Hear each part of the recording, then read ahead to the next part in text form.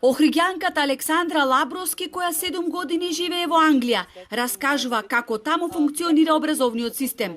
Во почетокот, вели, бевме многу исплашени. Ужаснати бевме од помислата како ќе ги заштитиме најмилите кои покрај пандемијата не престанаа да посетуваат настава.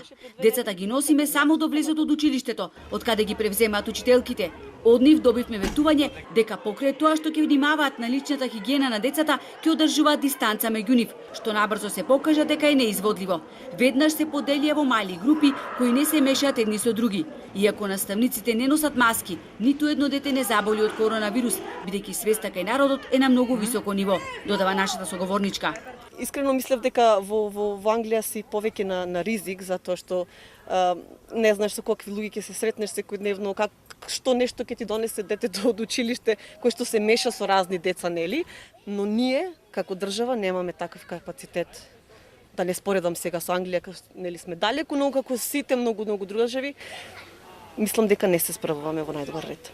Пред влезот во училиштето, учителите на децата им мерат температура, а ние добивме препораки да бидеме предпазливи, да го следиме здравјето на нашите деца и доколку појават симптоми, да ги информираме, пошто во рок од 24 часа сите деца ќе се тестираат, но за среќа со такво нешто не сме се соочиле.